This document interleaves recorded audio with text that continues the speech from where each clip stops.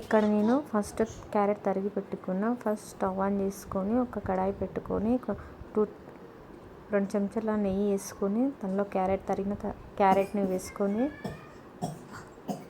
Carrot అందులో వేసుకొని బాగా వేయించాలి. అలా కాసేపు బాగా వేయిస్తూ 10 minutes అలా వేయించాలి. బాగా వేగినాక కొంచెం 2 గ్లాసులు వాటర్ వేయాలి.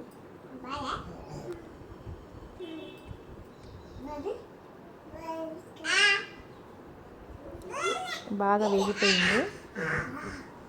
2 గ్లాసులు వాటర్ వేస్తున్నాను.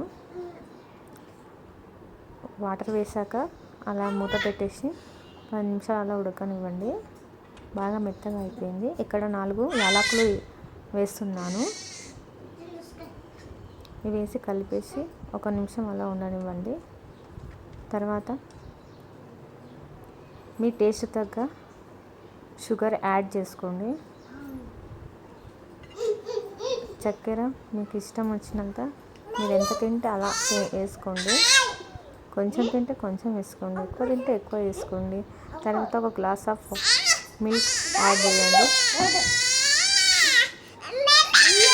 వేసాక అలా కలిపి 1 నిమిషం పాటు వదిలేయండి. అది దగ్గరకు అయిపోతుంది. అలా కలుపుతూ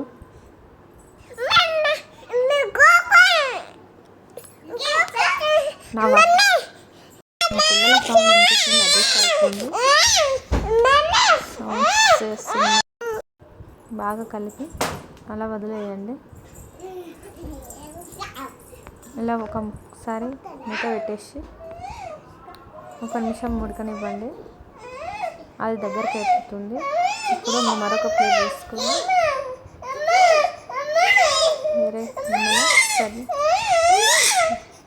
వేరే గిన్నెలకి మార్చండి. ఎంతో హెల్తీ అయిన క్యారెట్ హల్వా రెడీ. చిన్నపిల్లలకు వీక్లీ ఒకసారి పెట్టండి, చాలా ఇష్టంగా తింటారు. అండ్ నచ్చితే లైక్ చేయండి, సబ్స్క్రైబ్ చేసుకోండి ప్లీజ్. నా వాయిస్లో ఏమైనా ఇబ్బంది ఉంటే అడ్జస్ట్ అయిపోండి. బాయ్.